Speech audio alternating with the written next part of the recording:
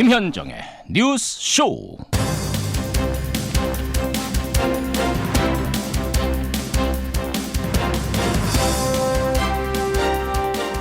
애청자 여러분 안녕하십니까? 민주주의의 꽃은 선거라는데 오늘 그 꽃이 봉우리를 틔웠습니다. 조금 전 6시부터 사전투표가 전국 3,512개 투표소에서 시작이 됐지요. 전국 어디서든 신분증만 들고 들어가시면 바로 투표를 하실 수 있습니다. 13일 본투표일에 참여하기 어려우신 분들은 주저하지 마시고요. 오늘과 내일 걸어가다가 투표소가 보인다 하면은 바로 들어가십시오. 다만 공범을 꼼꼼히 체크하고 마음을 정한 분에 한한 겁니다. 들어가서 아무나 무작정 이건 아니란 거 명심하시고요. 금요일 아침 김현정의 뉴스쇼 출발합니다.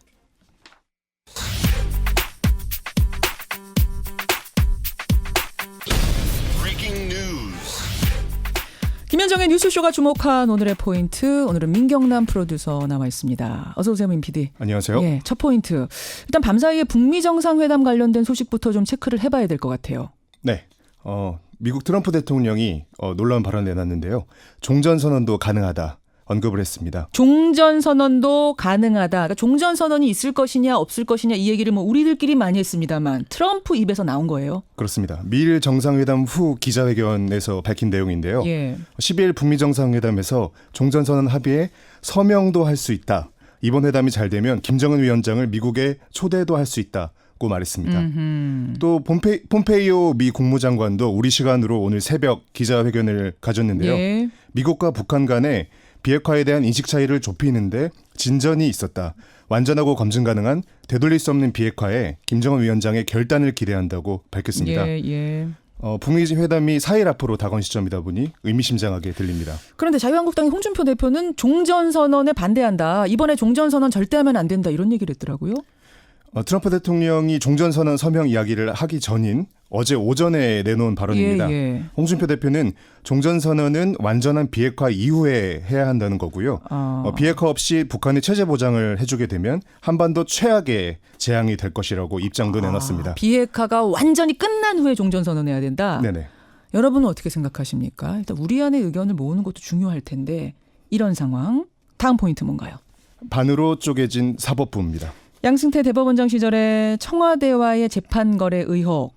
어제 법원장들이 회의에서 입장을 냈죠. 네, 어제 대법원에서 열린 전국 법원장 간담회 결과가 나왔는데요. 법원장들은 사법부에서 재판 거래를 했다는 것은 합리적인 근거가 없다. 검찰에 고발하거나 수사 의뢰를 하거나 문건을 추가 공개하는 것은 적절치 않다는 쪽으로 의견을 모았습니다. 수사하자는 소장파 판사들과 이에 반대하는 고위급 판사들 사이의 갈등이 지속되는 모양새라서요. 김명수 그렇죠. 대법원장의 고민이 깊을 듯합니다. 여기까지 보죠. 민경남 PD 수고하셨습니다. 감사합니다. 이재명 후보는 여배우 스캔들 의혹을 제기한 김영환 후보와 김부선 씨에 대해 선거가 끝난 후 책임을 묻겠다고 말했습니다. 그런 가정을 할 게 아니라요. 그냥 내시면 됩니다. 자꾸 국민들한테 의심을 사게 할 게 아니라 근거가 있으면 근거를 내면 되죠. 예, 조금 전의 목소리는 어제 밤 시사자키에 출연한 이재명 후보의 목소리를 들으셨습니다. 오늘 첫 순서는요. 경기지사 후보 가운데 한 분을 만나볼 텐데 이재명 후보, 남경필 후보는 이미 여러 분 만나셨고요. 오늘은 바른미래당 김영환 후보 차례입니다.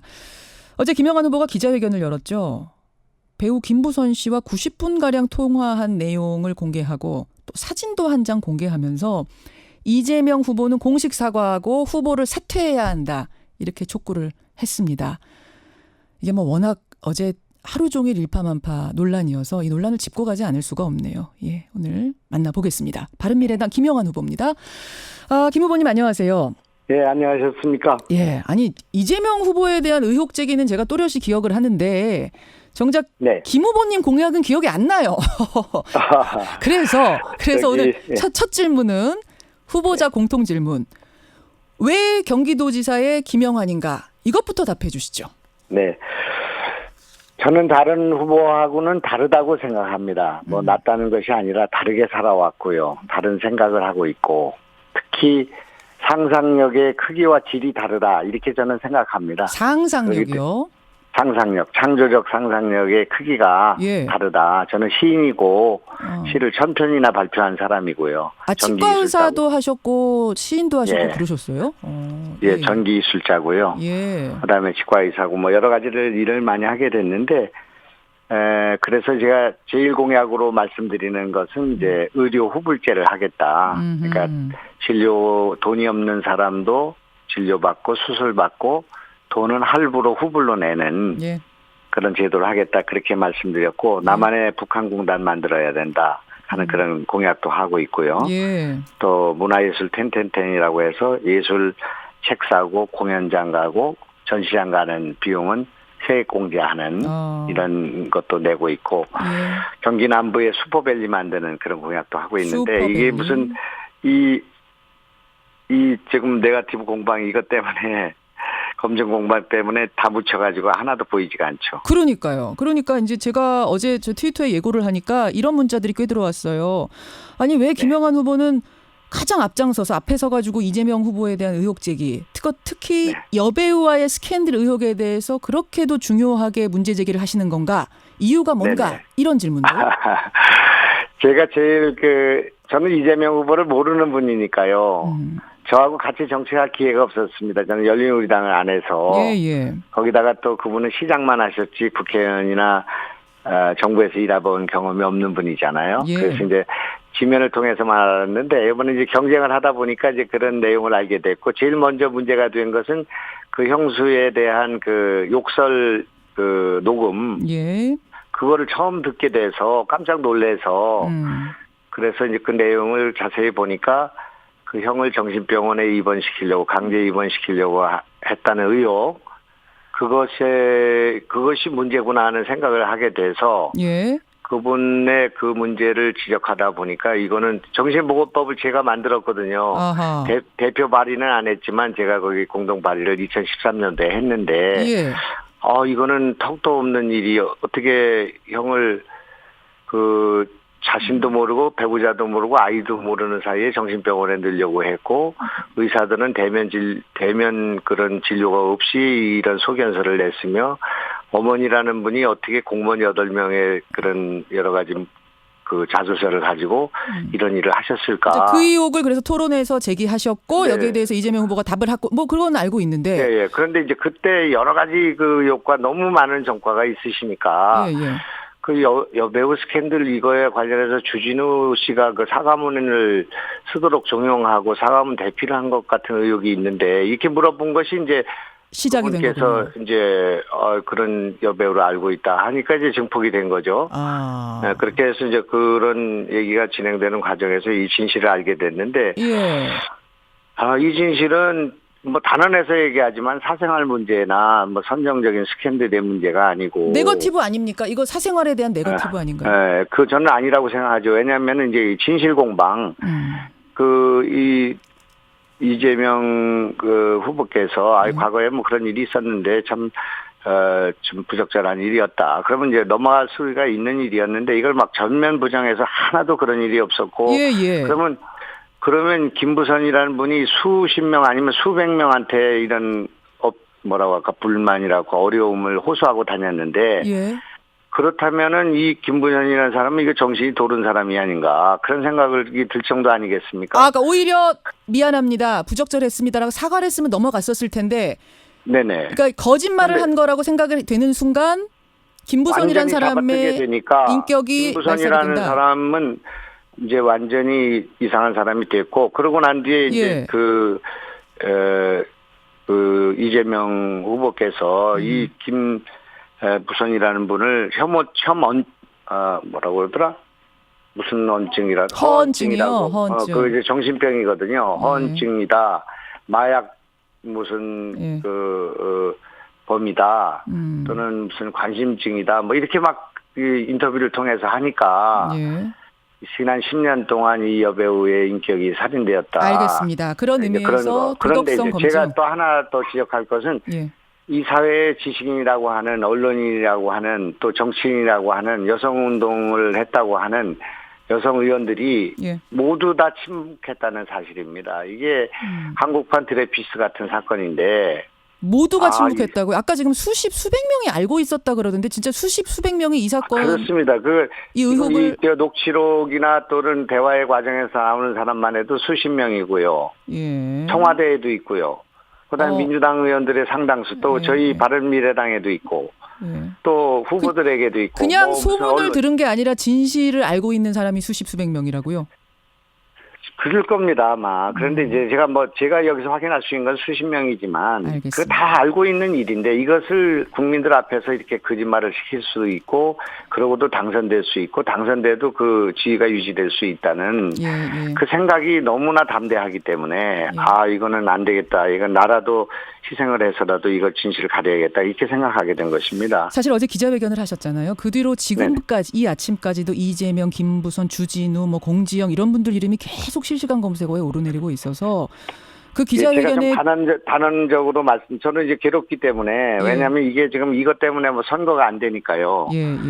제 그런 여러 가지 정책이라든지 또는 제 주장이 지금 안 먹히는 상황이니까 이걸 조기에 종결해야 되겠단 말입니다. 그래서 저도 이제 그 문제를 짚는 겁니다. 이건 좀 종결을 하고 가야 될 문제인 것 같아서 짚는 건데 이 문제를 종결할 수 있는 종결자가 김어준이라는 분이 말씀하시면 돼요. 그때 인터뷰할 때 이것이 이재명인가 아닌가만 말하면 되는 거거든요.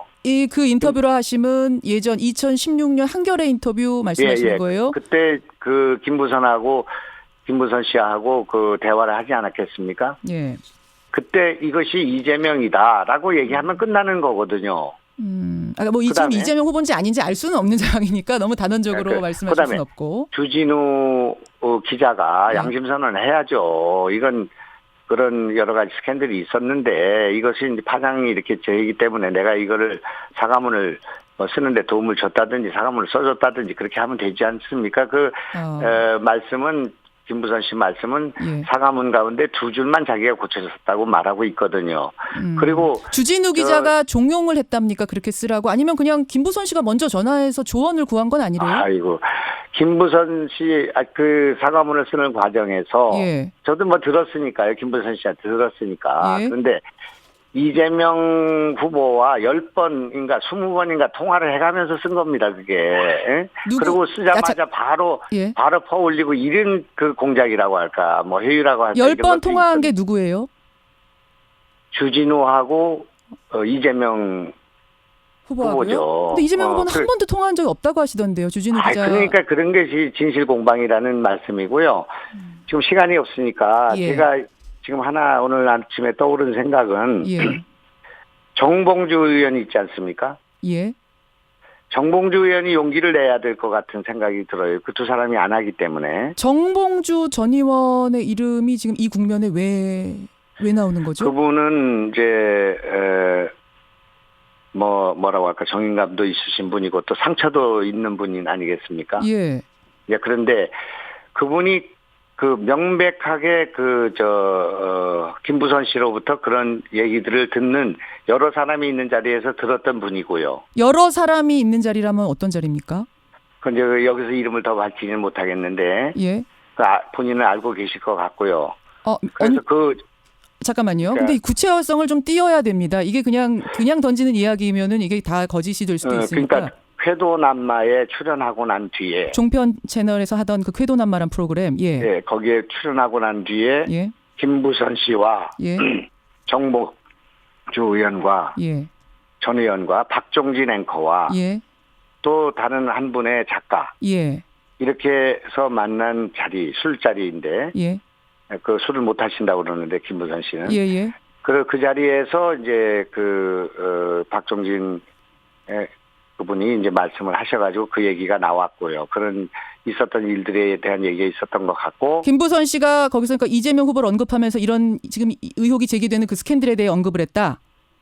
그렇습니다. 근데 그래서 들으셨을 거고요. 정봉주 의원이 들으셨을 거고. 정봉주 의원이 이재명 후보에게 직접 전화를 걸어서 통화를 했기 때문에. 그 자리에서요?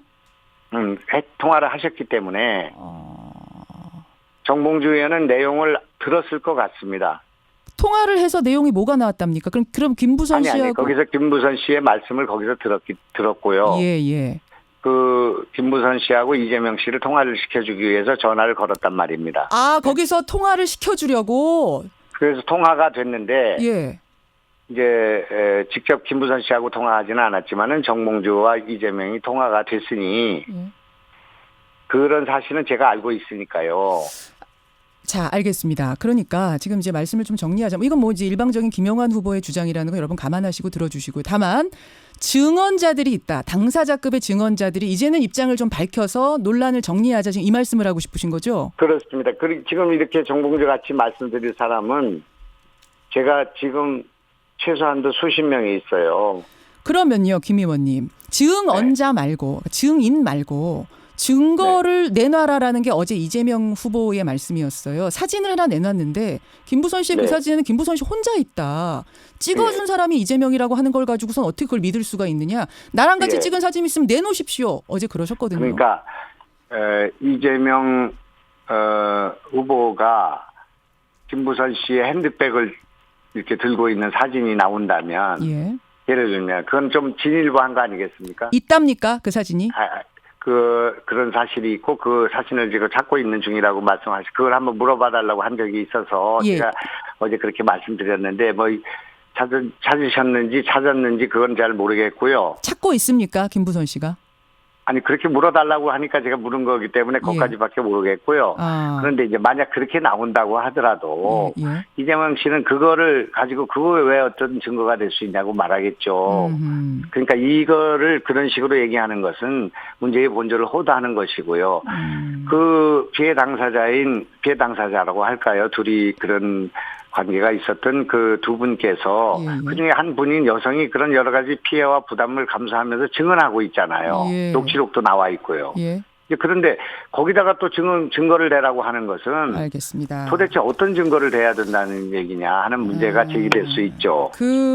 뭐 시간이 지금 굉장히 부족한 상황이라 뭐 질문들은 굉장히 많이 들어오고요. 제가 좀 정리를 하자면 김영환 후보에 대해서 고소고발, 이 네거티브 허위에 대해 고소고발하겠다고 이재명 후보 측은 밝히셨어요. 그랬더니 김영환 후보께서는 이게 거짓말이면 나는 감옥 가겠다 이런 말씀하셨잖아요. 그러면서 그렇습니다. 이재명 후보도 이게 맞으면 사퇴하십시오 이러셨는데 그렇습니다. 뭐 이재명 후보는 지금 5일 남았고 이게 거짓이라고 하는데 사퇴하실 이유는 없는 것 같습니다. 하실 것 같진 않습니다. 그러면 이재명 후보가 경기지사로 당선이 된다고 하면 당선된 뒤에도 이 문제를 계속 제기하실 생각이신 거예요? 그게 불행한 일이죠. 그렇게 되면 안 되고요. 그래서 이제 우선은 이재명 후보가 당선 안 되셨으면 좋겠는데 제가 부족하고 또 힘이 또 약해서 또 그런 일이 벌어진다고 한다면 계속 이런 문제가 논란이 돼서 공무원들한테는 영이 쓰지 않을 것이고 도민들 앞에는 고개를 들지 못할 것이고 또 그 다음에 김부선 씨나 또 다른 사람들이 이 문제를 제기할 때마다 계속 논란에 시비에 법정 투쟁에 고소고발에 이게 난무하지 않겠습니까? 그렇기 때문에 제가 지금 어제 정말 충원을 드린 것은 이재명 후보가 선거 전에 국민들한테 사과하고 특히 그 김부선 우리 여배우한테 진심으로 사과를 해야 된다. 알겠습니다. 사과를 하고 이 문제를 정리하고 가야 된다. 지사가 되고 나서까지 문제 제기는 안 하신다 이 말씀이신 거죠? 예? 지사가 되고 나서까지 문제 제기를 계속하진 않으시겠다는 말씀이신 거죠? 지사가 되고 나서도 문제 제기를 안 할 수가 없는 상황이 되겠죠. 그분이 나를 그렇게 법적 조치하겠다고 하고. 알겠습니다. 김부선 씨는 처음에는 법적 조치하겠다고 하다가 그다음에 김부선 씨한테는 미안하다고 했다가 또 어제는 또 법적 조치하겠다고 김 의원님, 했다가. 김 의원님. 고맙습니다. 여기까지 죄송합니다. 말씀을 일단 드려야 되겠습니다. 네네. 오늘 고맙습니다. 네, 고맙습니다. 바른미래당 경기도지사 후보 김영환 후보였습니다.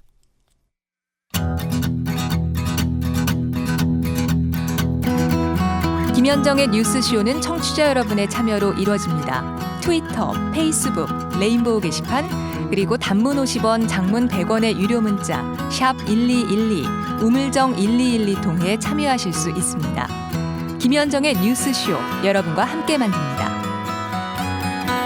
김성환의 행간 시사평론가 김성환 씨 나오셨습니다. 어서 오십시오. 네, 안녕하세요. 시간이 이렇게 많이 갔어요. 오늘 뭐 가지고 오셨어요? 오늘과 내일 이틀 동안 사전투표가 실시가 되죠. 예. 이것과 동시에 여론조사 결과 공표를 금지하는 이른바 깜깜이 기간에 들어갔습니다. 그래서 오늘은 여론조사 공표 금지, 깜깜이 기간의 변수를 한번 살펴볼까 합니다. 그러니까 여론조사 공표 금지라는 건 조사를 막 할 수는 있는데 네. 발표하면 안 된다는 공개하면 거죠. 안 되는 거죠. 이 6일 동안의 결과들에 대해서는. 예. 그러니까 엊그제 6일까지 조사한 결과는 어제 대부분 다 공개가 됐고요. 예. 어제 자정부터 선거가 끝나는 13일 오후 6시까지 조사한 결과는 공표를 하거나 언론이 인용해서 보도할 수가 없게 되는 거죠. 자, 여론조사 공표 금지 깜깜이 속으로 들어간 이 상황 어떤 변수가 있습니까? 첫 번째 변수는 바퀴벌레 같은 가짜 뉴스다입니다. 이게 너무 뻔한 얘기 같죠? 예. 근데 며칠 전 제 주변 분이 예. 뭘 묻더라고요. 뭐라고요? 현송월이 북한 간 뒤에 총살을 당했다는데 맞느냐? 이렇게 저한테 물어보시는 거예요. 뭘 보신 거예요, 이분? 아니 뭐 어디서 그런 얘기를 들으셨냐 그랬더니 예. 아는 지인이 카톡으로 뉴스를 보내줬대요. 모란봉 단장, 현송월 단장이 그렇죠. 총살당했다더라. 한 몇 년 전에 나왔던 뉴스를 마치 최근 뉴스인 양 SNS로 보내줬던 겁니다. 근데 기막히게 진짜 뉴스처럼 만들어서 보내더라고요. 네. 그래서 그게 진짜 사실인 줄 알고 주변 분들하고 진짜 현송월은 앞으로 어떻게 되는 거야. 좀 진짜 옛날에 또 김정은 위원장하고 애인이었다던데 이런 얘기까지 굉장히 심각하게 했다고 하더라고요. 예. 오히려 제가 그 말을 해주니까 그분이 깜짝 놀라더라고요. 그러니까 이번에는 올해는 특히 또 네거티브가 되게 심했잖아요. 그렇죠. 그렇기 때문에 깜깜이 기간 동안에 이렇게 SNS를 타고 들어오는 가짜 뉴스가 꽤 많을 수도 있다. 예. 드루킹 사건 때문에 매크로는 못 돌릴지언정 가짜뉴스 만드는 사람은 여전히 계속 있을 것이다 이런 얘기입니다. 두 번째 변수는 뭡니까? 두 번째 변수는 사라진 교육감을 찾아라입니다. 교육감이 사라졌어요? 교육감이 어딘 지금 누가 출마했는지 모르잖아요. 그러고 보니까 진짜 교육감 선거 굉장히 중요한데 실종됐어요. 그러니까 진짜 깜깜이거든요.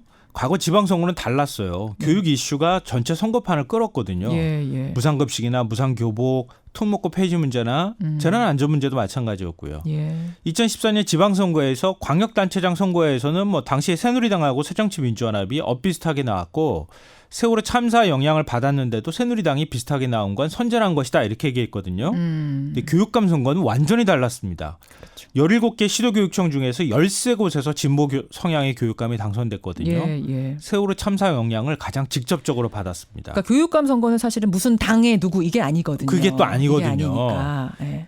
그러니까 이번에 이 깜깜이 선거에서 교육감 선거 투표하실 때 유권자들의 현명한 선택이 필요하다는 얘기입니다. 교육감 선거. 여러분 교육감이 주무르는 그 예산이요. 그 손해준 예산이 어마어마하고 어마어마한 정말 잘 있죠. 뽑아야 됩니다. 마지막 변수.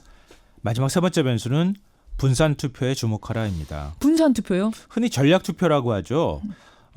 이 광역단체장에서 투표하는 후보한테 정당한테 투표하는 것과 비례 투표에다가 투표하는 정당이 엇갈리는 거. 예. 대선 때 같은 경우에는 사표 방지 심리 때문에 이런 게 이제 작동한다고들 얘기하잖아요. 예. 근데 과거 선거 결과 분석하면 정당이 이념적 성향이 비슷할수록 이런 경향이 강하게 나타납니다. 이번에는 뭐 민주당이 훨씬 앞선다 이런 얘기 나오니까 정의당 지지했던 분들이 마음 놓고 투표하는 경우나 녹색당 지지하는 분들이 진보층 투표가 마음 편한 대로 갈 수도 있고요. 보수층은 많이 분열됐다고 하는데 자유한국당하고 바른정당에서도 엇갈리는 투표가 나타날 수도 있습니다. 분산 투표 경향이 나타날 가능성. 이것도 관전 포인트다. 정계 개편 영향 줄 수 있으니까 이것도 신중하게 하셔야 합니다. 여기까지 김성환 씨 수고하셨습니다. 네, 고맙습니다. 성은실님 교육감 토론 좀 하시죠 이랬는데요. 교육감 토론 그러자는 추진했는데 안 나오는 후보가 계셔서 못했네요. 2부로 갑니다.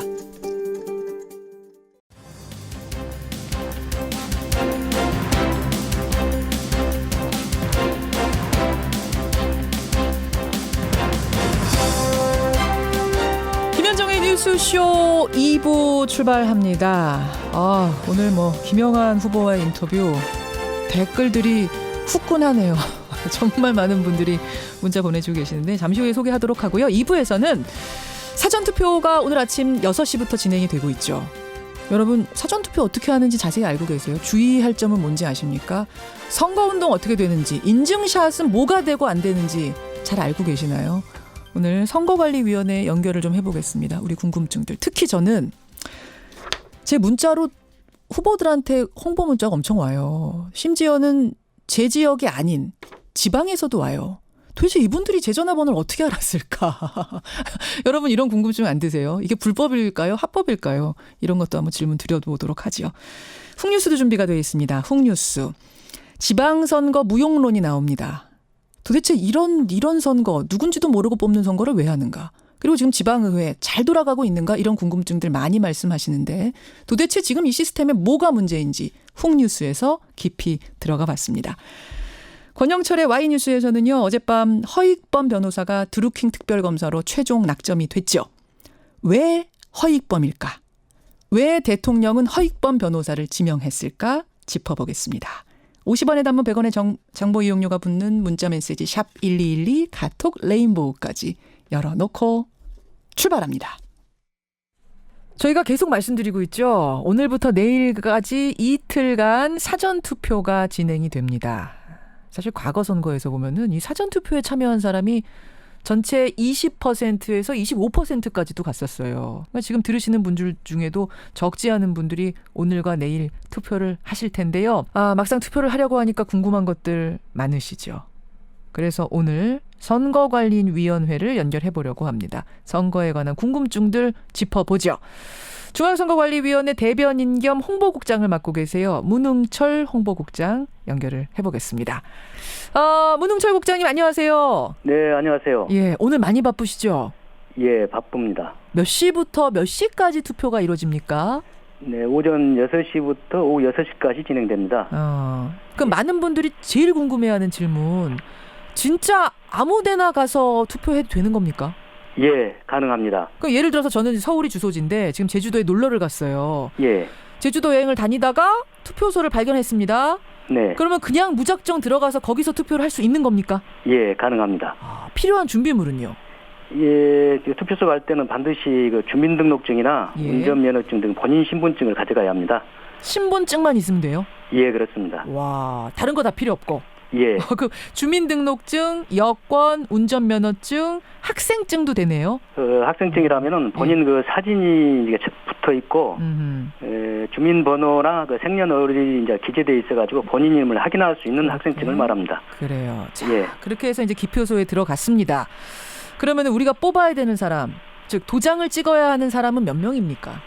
지역에 따라서는 좀 다릅니다. 보통은 뭐 7장인데요. 예. 세종은 뭐 4개 선거고 제주도는 5개 선거입니다. 그리고 또 12개 지역에서 이제 재보선이 이루어지기 때문에요. 예. 이곳은 총 8장 투표용지를 받게 되는 것이죠. 그러니까 보통은 여러분 7명 찍으시면 돼요. 7장인데 세종시는 4개, 제주도는 5개, 그리고 재보궐선거 치러지는 12곳은 이제 숫자가 좀 달라지는. 거기만 빼고 나머지는 다 7장. 예, 그렇습니다. 그 우리가 공보물들 보면 또 뭐 현수막들 보면 숫자 뒤에 가나다 이런 기호들이 붙어 있어요. 1-가, 2-나. 이건 뭐예요? 네, 그 기초군 선거 그 지역구 의원 정수는 현행 2명에서 4명까지입니다. 예. 정당은 이제 그 정수만큼 후보자 추천이 가능하거든요. 그러면 우리 지역구의 구의원 정원이 3이다 그러면 예. 정당이 3명까지 낼 수 있어. 1명 내도 되고 2명 내도 되고 3명까지. 그렇습니다. 다시 가나다로 이렇게 표기된 것은 같은 소속 정당 후보자라는 것입니다. 그렇군요. 알겠습니다. 이번에는 선거운동과 관련된 궁금증들을 좀 짚어볼게요. 유권자들이 할 수 있는 선거운동 방법 뭐 여러 가지가 있을 테니까 해서는 안 되는 게 뭔지를 알려주시는 게 좋을 것 같아요. 이건 안 된다 하는 선거운동 주의하십시오 하는 거. 예, 유권자는 이제 후보자에 비해서 상대적으로 선거운동 방법이 제한되어 있습니다. 대표적으로 이제 할 수 없는 게 후보자 비방이나 허위사실 공표. 허위사실. 예, 그리고 불법 여론조사 결과를 이렇게 뭐 게시하거나 뭐 전파하는 거. 그러면 선거운동원으로 제가 등록은 안 했는데 좋은 후보가 있어가지고 친구들한테 카톡을 돌렸어요. 단체방에다. 이런 건 됩니까? 예, 가능합니다. 문자나 카톡 이런 뭐 인터넷을 이용한 선거운동은 상시 이렇게 가능하죠. 상시 가능한 온라인으로. 알겠습니다. 그러면 누구를 뽑아달라 말고 누구를 뽑지 말아달라는 문자 메시지, 누구를 뽑지 말아달라는 카톡도 이게 사실에만 근거하면 혹은 사실이 아니어도 그냥 내가 원하지 않아서 그 사람 뽑지 말아라라는 문자 이런 건 보낼 수 있습니까? 예, 그 뭐 선거 운동에는 뭐 당선시켜달라는 지지뿐만 아니라 낙선시키자는 반대도 모두 이렇게 가능합니다. 그것도 다 선거 운동으로. 예. 여러분 뭐 몇 번 뽑지 말고 몇 번 뽑아주세요에서 몇 번 뽑아주세요 빼고 몇 번 뽑지 마세요만 써도 이것도 똑같은 선거 운동이다. 예, 그래 이제 다만 그 방법에 있어서 뭐 집회를 통해서 한다든가 뭐 그런 것은 제한되죠. 광고를 통해서 한다든가 이런 경우는 제한을 받습니다. 오프라인에 여러 명 모여갖고 하는 거 안 되고. 그렇죠. 광고 내는 거 안 되고. 예.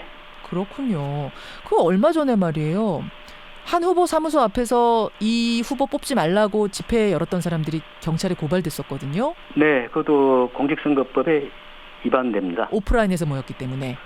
예. 그러니까 이분들이 카톡방에 모여서 혹은 뭐 인터넷상에 어디에 모여서 이런 얘기하는 거 문제 없고요. 네, 크게 문제되지 않습니다. 그런 경우. 그렇군요. 이게 온라인이냐 오프라인이냐에 따라서 그 차이가 크군요. 선거운동에 관한 이야기를 지금 잠깐 했고 이번에는 인증샷 얘기를 좀 안 할 수가 없어요. 인증샷. 매번 저희가 설명드리는데도 또 매번 헷갈려 하시는 게 인증샷입니다. 어떤 걸 주의해야 돼요? 선거일에 손가락으로 특정 기호를 이렇게 표시하거나 특정 후보자 벽보를 배경으로 한 그 인증샷을 SNS 등 인터넷에 게시하는 것은 지난 지방선거 때까지만 해도 위법이었습니다. 이번 선거에서는 모두 가능해졌습니다. 지난번에는 이거 주의하십시오. 제가 선거날 엄청나게 방송했던 기억이 나거든요. 그러니까 뭐 몇몇 투표소, 뭐 제3 투표소 앞 이런 데서 안내문 앞에서 찍는 거 여러분 괜찮습니다만 손가락 하지 마시고요. 그 후보자 포스터 앞에서 찍지 마시고요. 이거 굉장히 캠페인했던 기억이 나는데 지금은 다 된답니다, 여러분. 예, 인증샷 자유롭게. 예, 그렇지만 이제 기표소 안에서 그 투표지를 이제 촬영하거나. 그건 당연히 안 되죠. 그리고 투표지와 함께 이렇게 찍은 인증샷 이런 것은 안 됩니다. 그건 안 돼요. 여러분 기표소 안에서 사진 찍으시면 당연히 절대 안 되고요. 비밀 투표니까. 예. 그 후보자들이 홍보 문자가 엄청나게 와요. 심지어는 저하고 전혀 상관없는 지역의 후보자들까지 저한테 막 문자를 보내던데 이거 국장님 어떻게 알고 보내는 겁니까? 문자 메시지는 이제 비용이 적게 들고 짧은 시간에 이제 많은 유권자와 접촉이 가능하기 때문에 후보자들이 많이 이렇게 활용하는 선거운동 방법입니다. 그런데 무차별적인 발송에 따른 이제 불편과 개인정보 불법 수집에 따른 그 유권자들 민원이 선거 때마다 지금 제기되고 있어요. 이 전화번호가 어떻게 해서 흘러가는 거예요? 글쎄 뭐 개별적 개인적인 동의를 받아서 이렇게 취득하는 경우도 있겠죠. 예를 들어서 제가 어느 상점에 회원으로 등록이 돼 있는데 그 상점을 통해서 제 전화번호가 그 후보한테 흘러갔다. 그러니까 상점이 제공을 한 거죠. 이런 경우는 불법이죠. 개인정보 동의 여부가 어디까지인지를 확인해봐야 알 것 같습니다. 그런 경우는. 제가 회원 가입하면서 이 전화번호를 뭐 아무데나 써도 됩니다라고 표시를 했다면 상관없지만 그런 게 아니라면 불법이 되는 거군요. 네, 그럴 것 같습니다. 알겠습니다. 이게 그 불법적으로 개인정보가 유출된 거라고 의심이 되면 신고해도 됩니까? 예, 그런 경우는 인터넷진흥원 개인정보 침해 신고센터가 있는데요. 거기 118번으로 이렇게 신고하시면 됩니다. 국번 없이 여러분 118번으로 신고하시면 내 정보가 내 전화번호가 도대체 어떻게 들어갔는지 이해할 수 없다 하시는 분들은 이쪽으로 신고를 하시면 된다는 거. 국장님, 지금 저희가 1부터 100까지 다 살펴볼 수는 없을 때고, 선관위에서 보실 때, 매해 패턴을 보실 때, 유권자들이 제일 많이 하는 실수, 여러분 이거 주의하십시오 하는 게 있다면 오늘 하나 알려주세요. 최근에 그 인터넷 SNS를 이용한 선거 운동이 대단히 증가하고 있습니다. 이 과정에서 후보자 비방이나 허위 사실, 가짜 뉴스에 이렇게 해당되는 그 정보를 정확하게 확인되지 않고 이렇게 게시하거나 전파하는 경우가 많고 특히 또 불법 여론조사를 이렇게 받아가지고 제3자에게 전파하는 경우. 전파만 해도 문제가 돼요? 그렇습니다. 내가 그걸 불법 여론조사가 가짜 뉴스를 만든 게 아니어도 그걸 전파만 한 사람도? 그렇군요. 그러니까 여러분 뭐 받으셨는데 이게 출처가 명확하지 않다거나 그런 불안할 경우에는 전파하지 마세요. 전파도 문제가 된답니다. 온라인상으로 할 수 있는 것들이 굉장히 많아졌지만 비방, 허위 사실을 유포하는 거, 허위 사실에 근거해서 비방하는 것, 가짜 뉴스 이런 것들에 대해서는 반드시 처벌이 따른다는 거 요거 기억해 주십시오. 국장님. 오늘 굉장히 바쁘신데 인터뷰 응해 주셔서 감사드리고요. 끝으로 우리 유권자들께 꼭 하고 싶은 말씀 있으면 해 주세요. 지방선거는 그 대선이나 총선보다 관심도가 떨어진 편인데 앞으로 4년간 우리 그 이웃과 동네에 큰 영향을 미치는 국가선거 못지않은 그 중요한 선거입니다. 그렇죠. 그리고 그 많은 선거를 동시에 하다 보니 그 동일한 정당이라 기호만 선택해서 그 기표하는 소위 그 줄투표 경향도 있는데 줄투표. 예, 그 능력과 자질이 떨어진 후보자가 당선될 수 있는 위험한 투표입니다. 그래서 사전에 정당 후보자 정책이나 공약, 후보자 정보를 꼼꼼히 살펴보고 신중한 투표를 좀 당부드리겠습니다. 아주 중요한 부분 지금 지적해 주셨어요. 예, 아주 중요한 부분. 공보물 꼭 제발 꼼꼼하게 여러분 보고 가시면 확실히 다릅니다. 보입니다. 불미스러운 일이 없도록 끝까지 6월 13일 마지막 순간까지 철저하게 관리해 주십시오. 고맙습니다. 네, 감사합니다. 예, 선거관리위원회의 홍보국장이세요. 문웅철 국장이었습니다.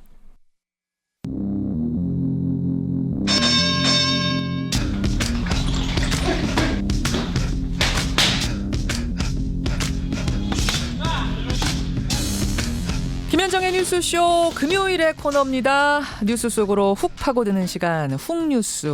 오늘도 김정훈 기자 나와 있습니다. 어서 오세요, 김 기자. 네. 훅뉴스. 오늘은 좀 어떤 뉴스 속으로 훅 들어가 볼까요? 네, 앞서 선관위 인터뷰도 있었지만요. 지방선거가 닷새 앞으로 다가온 상황인데 유권자들의 관심 그리 높지 않은 것 같거든요. 거리에서 저희가 유권자들을 직접 만나봤습니다. 일단 만나보고 시작하죠. 사실 누굴 뽑아도 그렇게 크게 다르지가 않을 것 같아가지고 거기서 거긴 것 같아요. 뭔가 제 생활에 크게 도움이 될 만한 공약들이 얼마나 있는지 잘 모르겠고 공약에 대해서는 잘 알지 못하는 편이고 오히려 부정부패와 비리를 좀 더 많이 들었던 것 같습니다. 별로 관심이 없는데 특히 뭐 구의원 같은 경우는 뉴스도 못 본 것 같아요. 어떻게 지금 한 4-5명이 이야기한 것 같은데 다 관심이 별로 없다는 얘기예요. 복잡하기도 하다 뭐 이런 얘기도 있고. 그렇죠. 유권자들은 이번에 광역 기초단체장 또 광역 기초의원 각 비례대표 또 교육감까지 선택을 해야 하죠. 국회의원 재보선 지역 유권자들은 한 표를 더해서 모두 8번의 투표를 해야 하니까 너무 복잡합니다. 그렇죠. 후보자들 이름도 못 외우겠는데 공약도 비교해봐야 되고 뭐 챙겨볼 게 너무 많다. 솔직히 어렵고 복잡하다 이거잖아요. 맞습니다. 그나마 시장이나 도지사 또 구청장 후보들은 비교적 인지도가 있어서 상황이 조금은 낫습니다. 그렇죠. 지방의회 후보자들에게는 아예 눈길조차 가지 않는 게 현실이고요. 그렇죠. 그러니까 시의원, 구의원, 뭐 도의원 이런 거 말씀하시는 거죠. 네네네. 그러니까 그런 지방의회, 시의회, 도의회, 구의회의 존재감이 없는 것도 문제긴 하지만 그 의원들 자질도 문제가 되는 경우가 많아요. 그러다 보니까 유권자들이 더 관심을 거두게 되고 아예 지방의회는 없애버리자. 구의회, 시의회, 도의회 왜 필요하냐 이런 얘기하시는 분들도 꽤 있더라고요. 네, 이런 비판 속에서 지방 의원들이 털어놓는 속사정은 어떨까요? 오늘 훅뉴스에서는 나는 이제 더 이상 지방 의원을 하지 않겠다 이렇게 선언한 현역 의원들의 목소리를 담아보려고 하거든요. 불출마를 선언한 터라 조금 더 솔직하게 속내를 드러내 주셨습니다. 말하자면 오늘 훅뉴스 주제는 지방 의원들이 말하는 지방의회 현 주소. 지금 지방 의원인데 다음 출마를 포기한 사람들의 이유? 네. 이걸 따라가 보는 거예요. 네. 그러면서 현 주소를 한번 짚어보는 거예요. 그렇습니다. 뭐라고 하던가요? 먼저 포항시 의회 이동걸 의원의 말부터 한번 들어보실까요? 예. 사실은 그 경제 기능을 담당해야 될 의원들의 자질에 대한 문제. 사실 지식이 많이 부족하죠. 공무원들과 어떤 그런 법리 논쟁이라든가 이런 것들을 통해서 충분히 논의가 되는 어떤 그런 지식이 있어야 되는데 MB식 표현이 있잖아요. 내가 해보니까 알겠는데 감만 갖고 그냥 밀어붙이는 거죠. 우기는 경우들이 좀 들어있죠. 지식은 부족하고 그러다 보니까 논리적으로 따지는 게 아니라 그냥 우기는 의원들이 꽤 많다. 그렇습니다. 이동걸 의원은요. 지난 2002년부터 4년간 또 2014년부터 현재까지 시의원으로 활동을 해왔는데 포항시의원이라고 하셨어요? 네. 예. 의원들의 기본 자질이 부족하다 이렇게 고백을 하네요. 지식도 부족하고 논리도 떨어지다 보니까 제대로 된 견제가 아니라 윽박지르기만 한다는 겁니다. 그러니까 이분들이 상대해야 하는 공무원들이 그걸 모를 리가 없잖아요. 모를 리 없죠. 그래도 네 하면서 맞춰주지만 속으로는 그 권위를 무시할 수밖에 없거든요. 의원들은 더 그럴수록 체면을 차리려고 하고 권위주의에 빠진다고 하네요. 그래요. 이게 포항시만의 문제는 아닐 거 아니에요. 저희가 전국 광역과 기초의회 그 영상 회의록들을 쭉 살펴봤거든요. 예. 이런 장면들 심심치 않게 보였습니다. 귀로 들어보시죠. 그렇죠. 정식 안건으로는 상정이 답변하지 마십시오. 그런 거 보고 안 해요, 시장님한테? 가만히 계세요. 방해하지 마시고. 매도한 거 누가 뭘 매도했다는 거야? 기자 회견문을 좀 보십시오. 이게 어떻게 되어 있는지를. 저보고 몰라도 넌 모른다면서요. 뭘 몰라요, 제가? 제가 지금 시정 질문하고 있잖아요. 누구 맘대로 끝내요? 누구 맘대로 끝내냐고! 시장이 건방지게 맞네 그래요. 아이고 깜짝 놀랐어요. 네네. 이게 뭔가 지금 근거를 갖고 차근차근 문제점을 짚는 것보다는 일단 지금 들은 바로는 목소리만 높이는 경우가 꽤 많네요. 그렇습니다. 이러한 자질 부족 논란 외에도 도덕성에 문제가 제기되는 경우도 적지 않습니다. 도덕성 문제 이게 사실 더 심각한데 얼마 전에 저희 뉴스쇼에서도 인터뷰로 전해드렸잖아요. 서울시 구의원들이 업무 추진비를 허투루 쓰고 있는 거 혈압약도 사고 옷도 사고 이렇더라고요. 맞습니다. 또 지난해에는요. 충북의 한 도의원이 물난리 중에 외유성 출장을 떠나고 이를 비판하는 국민들은 레민 같다 이렇게 말해서 물의를 빚기도 했죠. 그랬죠. 미투 열풍도 지방의회를 비껴가지 않았습니다. 올해 초에요. 경기도의회 이효경 의원은 자신이 당한 사례를 폭로했는데 6년 전 동료 의원들과 노래방에 갔을 때 한 의원이 자기 앞에서 바지를 벗더라는 겁니다. 잠깐. 도의회라 그러셨나요? 경기도의회? 네, 경기도의회. 의원들끼리 노래방을 갔는데 남자 의원이 바지를 벗어요? 네. 회식 자리에서? 그렇습니다. 이런 일이 그때뿐이었을까요? 이번 지방선거에서 불출마를 선언한 이효경 의원은 이런 일이 다반사라고 얘기를 하는데요. 직접 들어보시죠. 동료 여성 의원들이 뭐라고 얘기하냐면 그런 일은 3박 4일 얘기할 만하다. 그러니까 거의 다 사실은 그 성희롱에 노출돼 있는 거죠, 실상은. 또 하나는 제가 이제 그만두었기 때문에 그렇게 용감하게 얘기할 수 있었던 것이다. 말 못하죠, 현역 의원들은. 지금 지방의회 의원들의 자질 문제를 논하고 있는데 성희롱 얘기가 나왔고 여성 지방의원들 만나보면 상당수가 이런 성희롱 문제를 지적한다. 호소한다 이 얘기예요? 맞습니다. 동료 의원들한테 그렇게 당하고 있다는 거죠. 이렇게 드러나지 않은 성희롱, 성추행을 넘어서 각종 범죄를 저질러서 처벌받은 이들 역시 부지기수입니다. 어느 정도 돼요? 4년 전 지방선거 당선자 3명 중 1명에게 전과가 있었고요. 전과가 9개나 되는 기초의원도 3명이었습니다. 물론 이제 전과에도 여러 가지가 있잖아요. 과거에 민주화 운동하다가 전과가 생긴 경우도 있고 그러니까 질이 문제일 텐데 전과에 어떤 것인가요? 사기나 폭행 또 특수절도 뇌물수수가 전과로 있는 그런 의원들도 적지 않은 현실이거든요. 파렴치범. 네. 이게 지금 현재 지방의회의 현주소란 말입니까? 근데 이게 앞으로 달라질까요?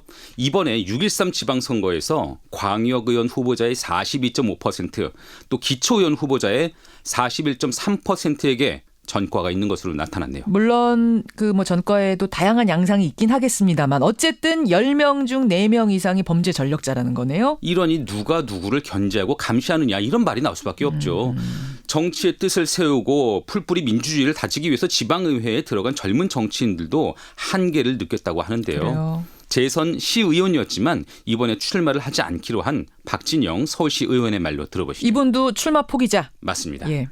근데 뭐 한계도 있는 거죠. 예를 들어서 롤 모델이 될 만한 것들을 저희가 만들어내는 게 중요한 거잖아요. 이제 앞으로의 나라를 좀 움직여보고 싶은 생각이 있는 국회의원이 되겠다라고 한다면 지방의원부터 시작을 해서 쭉 걸어가는 것들이 하나의 큰 주류의 흐름이 돼야 되는데 아직까지 거기까지 이르지 못한 것 같고요. 그러니까 지금 지방의회의 문제점들을 우리가 쭉 짚고 있는데 사실 지방의회 역할 중에 정치의 등용문으로서의 역할, 그러니까 참신한 정치인들을 많이 키워내는 것도 중요한 역할 중에 하나인데 젊은 정치인의 증언에 따르면 그 역할을 제대로 하지 못하고 있다는 거예요? 맞습니다. 전국 동시 지방선거가 처음 실시된 게 이제 20년이 넘었거든요. 그때와 지금을 비교하면요. 40세 미만 그러니까 젊은 지방의원 후보자의 비율은 절반으로 뚝 떨어졌습니다. 그러니까 오히려 초반에는 젊은 사람들이 많이 들어갔는데 후보로 지원했는데 지금은 절반도 안 된다? 그렇습니다. 그때에 비해서? 네. 자연히 지방의회는 고령화되고 있고요. 지방의원 당선을 위한 경쟁률도 전국적으로는 2대1 수준에 머물고 있는 현실입니다. 한마디로 지방의원 선호도가 떨어진다. 젊은 층에서는 더욱 그렇다는 것이죠. 이게 악순환인 것 같아요. 그러니까 자질이 좋지 못한 후보들, 충분치 못한 후보들이 들어가니까 지방의회는 기대치만큼 역할을 못하고 또 그러다 보니까 거기로 참신한 이들이 안 들어가고 계속 이렇게 악순환으로 굴러가는 이런 상황. 그렇죠. 끊어야 되잖아요, 이 악순환을. 어디선가는 그 악순환을 끊어야 되겠죠. 그렇죠. 근데 이게 지방의회 자체의 문제는 아니거든요. 이런 사례를 한번 보시면 어떨까요?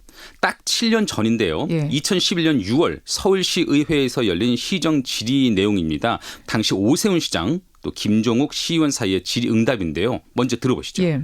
6개월 동안 친환경 무상급식 시행에 대해서 끊임없이 대화 타협을 했습니다. 실무적으로 두세 번의 합의를 보았지만 그것을 마지막으로 거둬찬 것은 오세훈 시장입니다. 182억의 혈세를 써도 할 만한 주민투표예요, 이게? 저는 꼭 필요하다고 생각합니다. 부결되거나 투표율이 미달되면 어떻게 하실래요? 개봉 안 하면 어떻게 하실래요? 그거는 추후에 입장을 분명히 정리할 필요가 있겠습니다만. 서울시가 학교 무상급식 문제로 크게 대립하고 있을 때 시장하고 서울시의회가 맞붙었던 그 상황이죠. 맞습니다.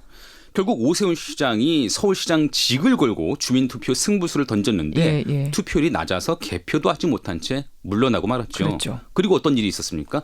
안철수라는 인물이 시장 후보 물망에 오르면서 정치권에 등장을 했고요. 이후 그에게 양보를 받은 박원순 시장이 선출되면서 지금 요새 볼 수 있는 이런 현재의 정치 구도가 형성이 됐거든요. 그러니까 이 시의회 의원, 서울시의회 의원들이 처음부터 그렇게 의도를 한 건 아니겠지만 여하튼 결과적으로는 지금 한국 정치의 지형을 바꿔놓은 셈이네요. 맞습니다. 이번에 불출마를 선언한 그 박진영 서울시 의원도 당시 무상급식을 압박했었는데요. 자치단체를 견제하고 감시할 수 있는 그 자질을 갖춘 의원들이 늘어난다면 이런 또 다른 변화도 만들어낼 수 있지 않겠느냐 이렇게 말을 합니다. 들어보시죠.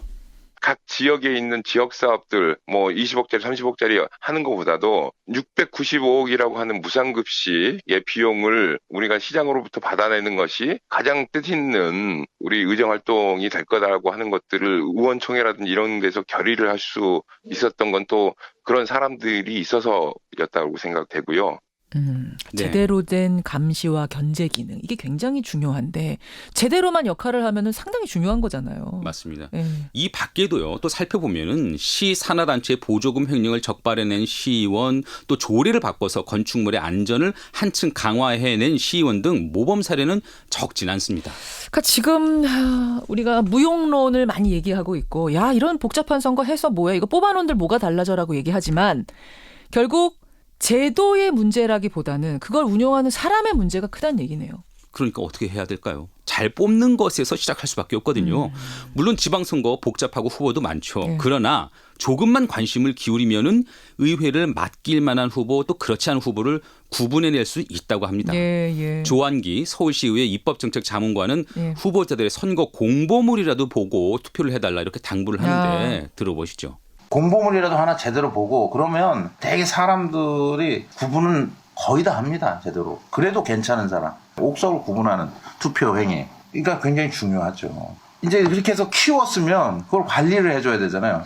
의회를 방청하거나 아니면 의회 홈페이지에 다 모든 내용이 공개됩니다. 또 뭐 인터넷에 글을 써도 되고. 그러니까 지방의원들이 우리 시민들이 내 유권자가 나를 지켜보고 있다 그러면 더 열심히 하려고 합니다. 바로 이거예요. 이게 지금 제가 계속 주장하고 있는 거거든요. 곰곰을 꼼꼼하게 보면 뭐 100%는 아니더라도 그래도 가릴 수 있습니다. 이거 여기서부터 일단 시작할 수 있는 데까지는 해야죠. 맞습니다. 그래야 좋은 사람들이 조금이라도 좋은 사람들이 들어갈 테고 그래서 의회가 뭔가 일을 하는 걸 보여주면 사람들이 박수를 보낼 테고 그렇게 되면 또 좋은 인재들이 거기 들어갈 테고 악순환의 고리는 그렇게 끊어야겠죠. 맞습니다. 또 이왕에 구성되는 지방의회에는 조금 더 관심을 가져달라 이런 바람이고요. 이것이 바로 유권자들 또 언론을 향한 모든 후보들의 바람일 것 같네요. 오늘 오전 6시부터 여러분 사전투표가 시작이 됐습니다. 이 악순환을 끊는데 여러분도 한몫하셔야죠. 저도 노력하겠습니다. 김재훈 기자 수고하셨습니다. 감사합니다. 훅뉴스였습니다.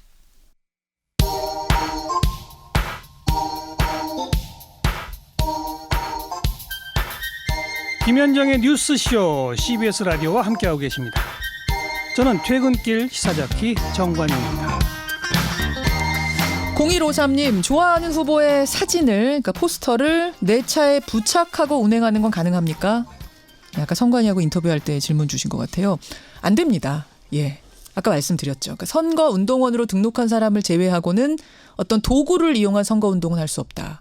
포스터라든지 명함 돌리기라든지 뭐 플래카드라든지 이렇게 할 수 없다는 겁니다. 온라인으로는 마음껏 하셔도 된대요. 마음껏 온라인으로는. 하지만 공무원은 안 되고요. 공무원만 빼고. 질문들 뭐 많이 보내주시네요. 오늘 사전투표고요. 아직 6월 13일 본투표일까지는 좀 남아있으니까 이런 질문들을 모아서 제가 그때그때 답변 드리도록 하죠. 그런가 하면 엄마가 연로하셔서 눈도 잘 안 보이시고 걷는 것도 지팡이에 의지해서 걸으시는데 기표소까지 부축해서 같이 들어가서 도장 찍는 걸 도와드릴 수 있습니까? 9650님 있습니다. 초등학생 이하의 어린이 초등학생 어린이 이하의 어린이가 투표를 할 일은 없는 거고, 예, 투표를 할 일은 없는 거죠. 시각 또는 신체 장애로 자신이 기표할 수 없는 성인의 경우 그 가족 또는 본인이 지명한 2명을 동반해서 투표할 수 있다. 이렇게 선관위가 답변을 해왔는데 초등학생 이하의 어린이는 여기 왜 선관위가 답변을 한 거죠? 데리고 들어갈 수 있나 막 이런 문제. 데리고 들어갈 수 있다 이 말입니까? 초등학생 이하의 어린이 데리고 들어갈 수 있다. 그리고 성인 2명까지 동반해서 들어갈 수 있다. 이렇게 답변을 보내주셨군요. 예. 투표용지 한 장에 한 명만 찍나요? 2656님. 한 장에 한 명만 찍습니다. 그래서 장수가 7장, 8장 막 이렇게 되는 거예요. 정신 바짝 차리고 들어가셔야 됩니다. 고맙습니다. 권영철 선임 기자. 안녕하십니까. 마이크 들어오기 전에 답변 주셨네요. 네. 오늘 와이뉴스 뭐 가지고 오셨어요? 어제 청와대에서 허익범 변호사를 드루킹 특별조작 사건 특별검사로 임명을 했죠. 허익범 변호사. 네.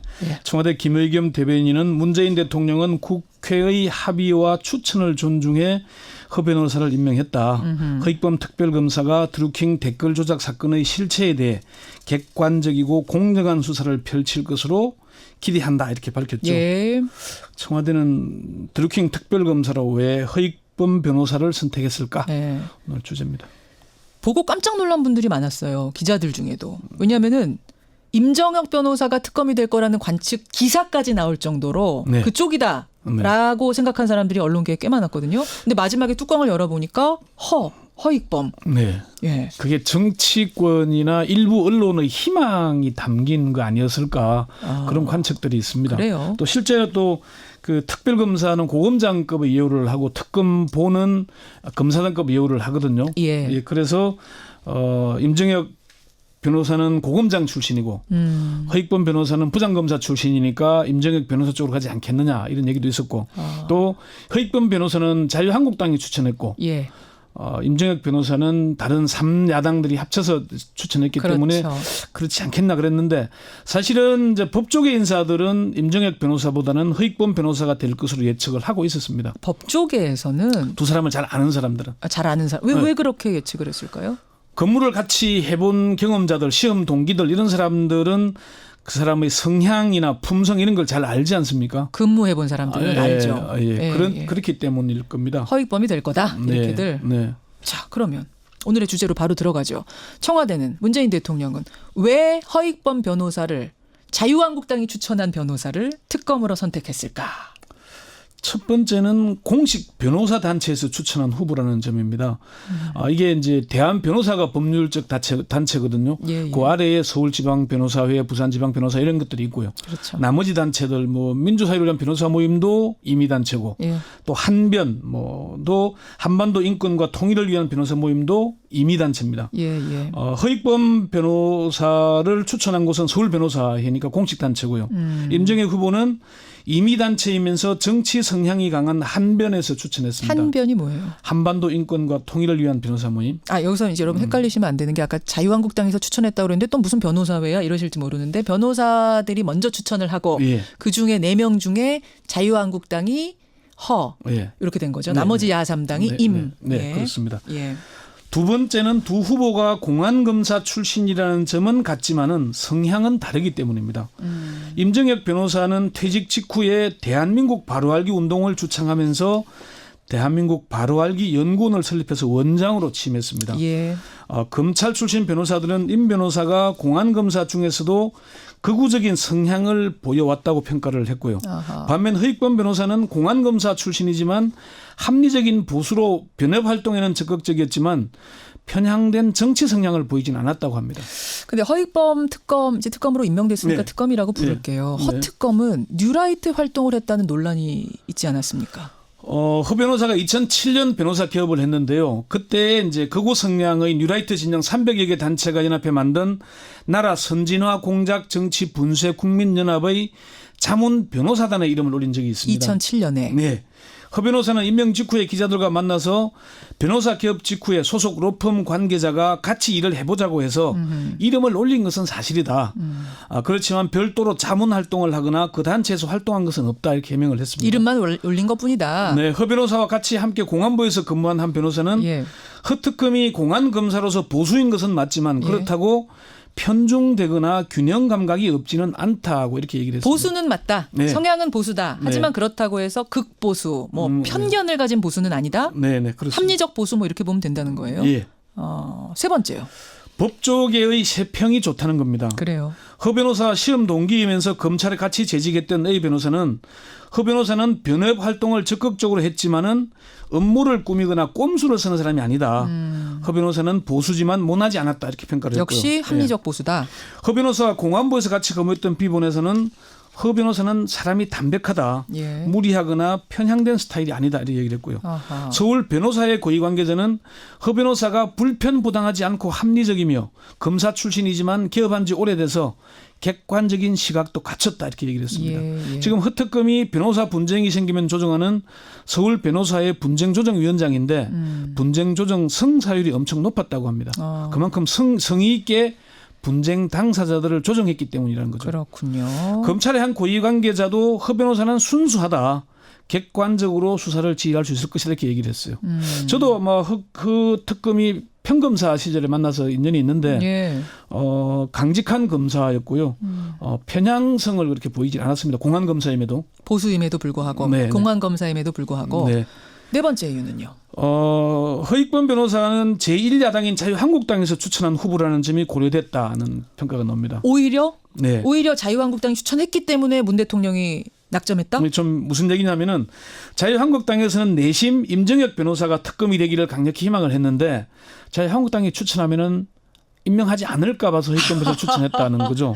이건 그냥 생각이 그러신 거예요? 취재해 보신 거예요? 얘기를 들은 거죠. 자유한국당 얘기 들으신 거예요? 실제 그 특검 추천위원회에 들어갔던 대형 변협의 사람들 얘기를 들은 겁니다. 그래요? 이게 이제 왜 이 얘기가 나오냐면은 박근혜 최순실 특검 당시에 제1야당인 더불어민주당은 조성식 변호사를 추천을 했고 3당인 국민의당이 박영수 변호사를 추천했잖아요.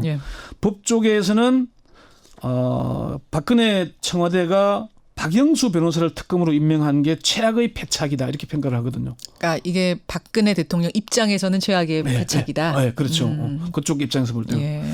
사실 임정혁 변호사는 본인이 특별검사가 되기를 강력히 희망했던 것으로 알려졌지만은 허익범 변호사는 김현 대한변호사협회장이 서울 변호사회 회장일 때 부회장으로 같이 근무한 인연이 있거든요. 그래서 많은 사람들이 고사하니까 이름만 올린 거였는데 자기가 될 줄도 몰랐다 이렇게 얘기했다고 합니다. 허익범 특검이 예. 이름만 사실은 아주 다들 안 한다고 하니까 마지못해서 이름 올린 거였다? 지금도 마지막까지 법무검찰개혁위원회 위원으로 활동했잖아요. 아니 그러면 걱정이 갑자기 되는 게 본인이 자발적으로 적극적으로 나서서 후보가 된 사람이 아니면 조금 이 뭐 열심히 안 하는 거는 아니에요? 오히려 그게 다섯 번째 얘기인데요. 임정혁 변호사는 본인이 강력히 특검을 희망했는데 허익범 변호사는 그렇지 않았다는 거잖아요. 강력히 희망한다는 얘기는 내가 수사를 잘해보겠다는 의지일 수도 있지만은 뭔가를 도모해보겠다는 의도가 있거나 아니면은 특검을 발판으로 뭔가를 해보려는 그런 의도도 있게 볼 수 있는 거죠. 그러니까 물론 임 변호사가 그랬다는 건 아니고 문재인 대통령이 선택할 때 그것까지도 생각하지 않았겠는가? 그렇죠. 감안해서. 그러니까 뭔가 사람이 강력히 희망한다는 얘기는 뭔가 자기가 하려는 의도성이 있다는 그런 얘기인 거죠. 임정혁 변호사와 검찰에서 동시에 근무한 한 법조인은 임 변호사가 고영주 변호사보다 더하면 더했지 덜하지는 않았다. 특검이 된다면은 조용하게 사건 자체만 다루지는 않았을 것이다 이렇게 얘기하고 그게 무슨 말이에요? 고영주 변호사보다 뭐가 더했다는 거예요? 고영주 변호사 상당히 극우적인 성향으로 문재인 대통령 아직도 뭐 빨갱이다는 얘기하고 있지 않습니까? 그 사람? 그 변호사? 그런 거죠. 많이 우로 치우친 분이다 뭐 이런 평가들? 예, 그렇습니다. 드루킹 특검 수사 어떻게 전망하세요? 허익범 특검은 담담하게 수사에 임할 것이라고 얘기를 했습니다. 허 특검 얘기 한번 들어보시죠. 허 특검 얘기가 준비가 됐나요? 뭐 많이들 이미 뭐 실기했다 또는 뭐 증거를 확보하는데 좀 어려웠다 하는 이런 얘기들이 많이 있는데 그런 부분들은 수사 기록을 정확히 살펴보고 그 이후에야 어떤 식으로 수사를 진행해 나갈지 또 누구를 조사할지 이런 것들을 결정할 수 있을 것 같습니다. 신중한 말이죠. 박영수 특검이 특검으로 임명되자마자 저하고 인터뷰했었거든요. 박 특검의 그 톤이라든지 어법은 굉장히 뭐랄까요? 단호하고 네, 굉장히 힘이 있어요. 네, 강단 있는 느낌. 근데 지금 허특검님은 굉장히 조분조분하게 신중한 이런 스타일이 다르네요. 신중한데 강직합니다. 위에서 시킨다 그래서 뭐 도리에 어긋나면은 맞서기도 하고 그래서 사실 검찰에서 좀 밀려난 점이 있습니다. 그러면 강직한 거는 박특검, 허특검 같은 겁니까? 당시에 박특검 때는 국민적 여론이 뜨거웠잖아요. 근데 지금 드루킹 특검은 국민적 관심사가 그렇게 높지 않고 야당이 강력히 주장해왔던 거니까요. 그런 차이성이 좀 있을 것 같습니다. 그리고 사실 이게 드루킹 특검은 규모면이나 성격면에서 2012년 디도스 특검하고 좀 엇비슷한 면이 있습니다. 그렇죠.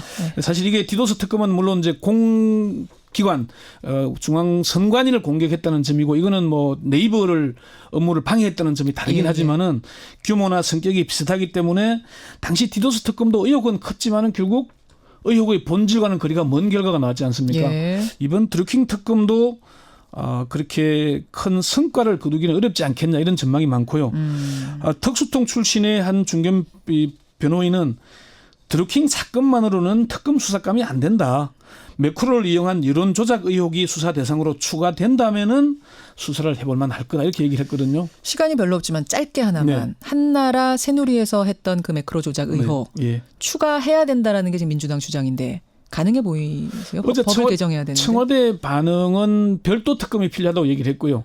이게 이제 수사를 하면서 인지한 사건은 할 수가 있는데 지금은 이미 문제가 제기되고 있으니까 포함하는 거는 조금 쉽지 않을 것 같습니다. 야당이 또 동의하지도 않을 거고요. 법으로 뭐 안 되는 건 아니지만 법 개정이 쉽지 않을 거다. 그렇습니다. 여기까지 권영철 선임 기자 수고하셨습니다. 네.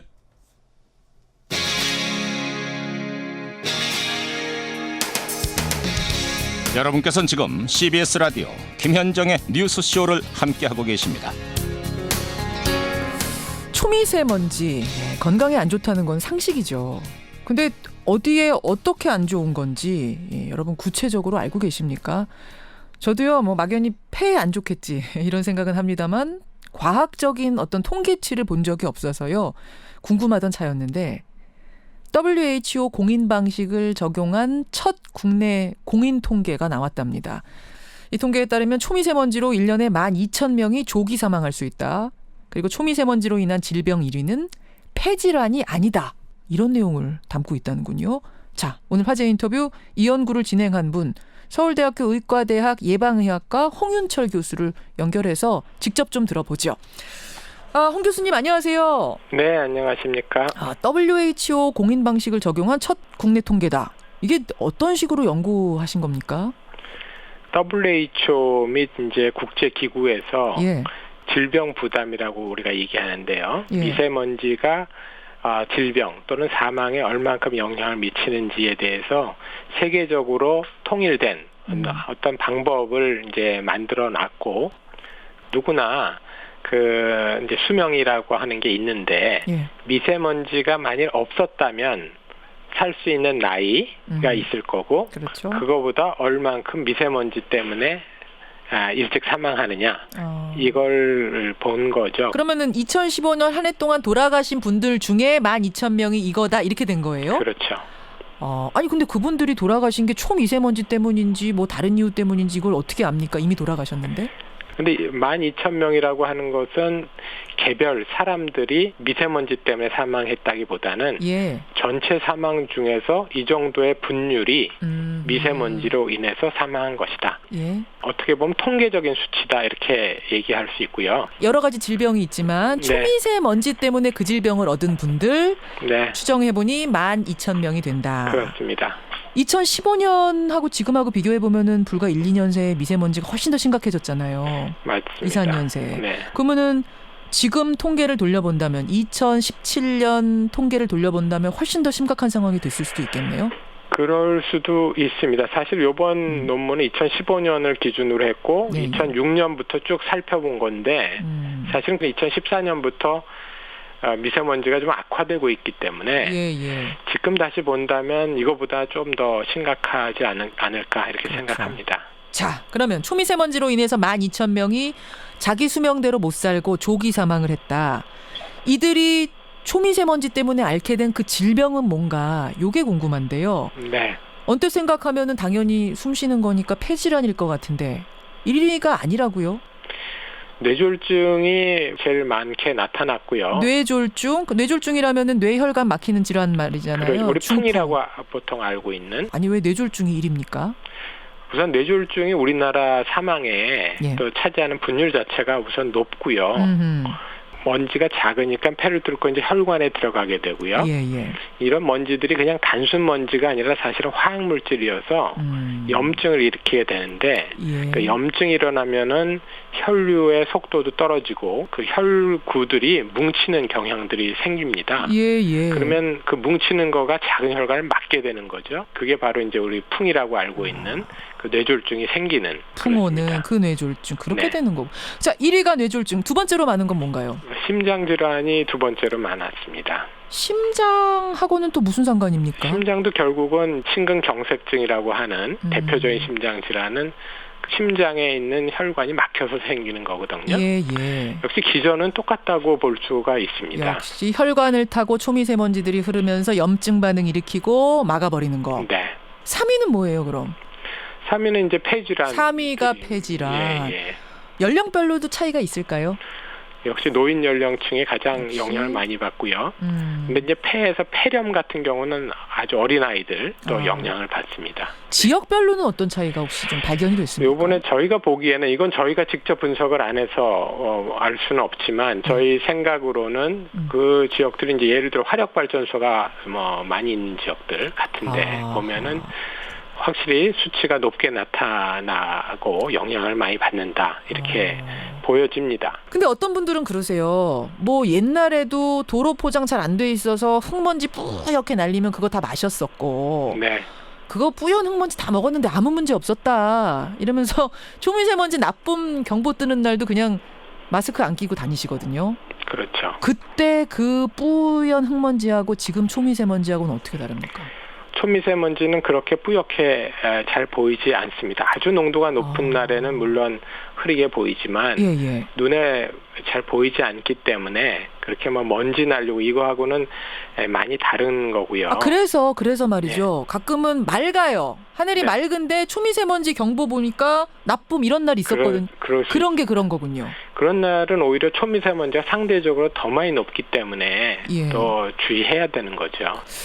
이제 여름으로 접어들면서 봄보다 육안으로 봤을 때는 미세먼지 덜한 것 같다. 미세먼지 때문에 고생하는 계절은 끝난 거 아니냐 이런 말들 하시는데 그럼 지금 교수님 설명대로라면은 초미세먼지 나아지는 거 아니네요.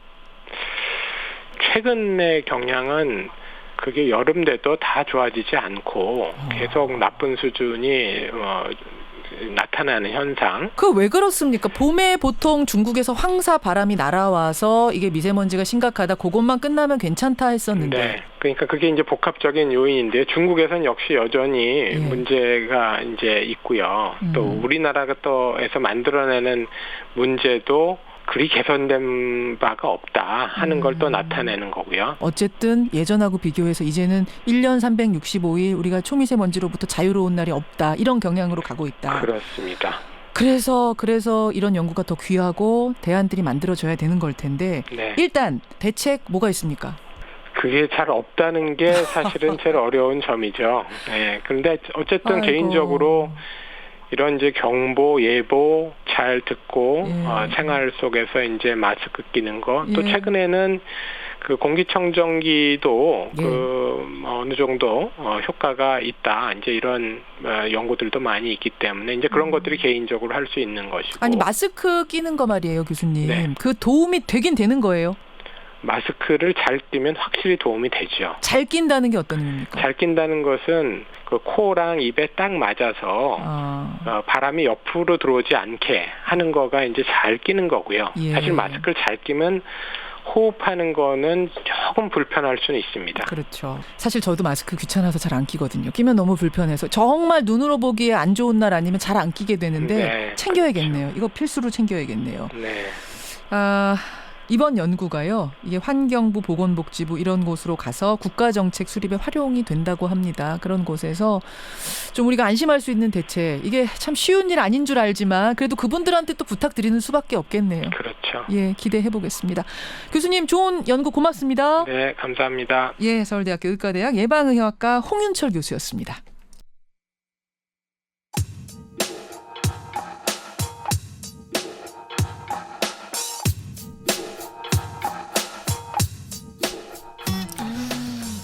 김현정의 뉴스쇼가 선정한 오늘의 노래.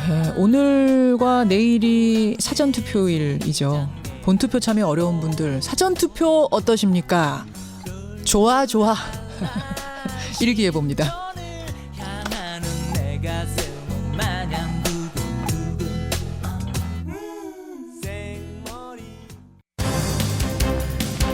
청취자 신순식님 방금 7장 찍고 나왔습니다. 잘하셨습니다. 6월 13일 안 되는 분들 오늘 내일 놓치지 마세요. 고맙습니다.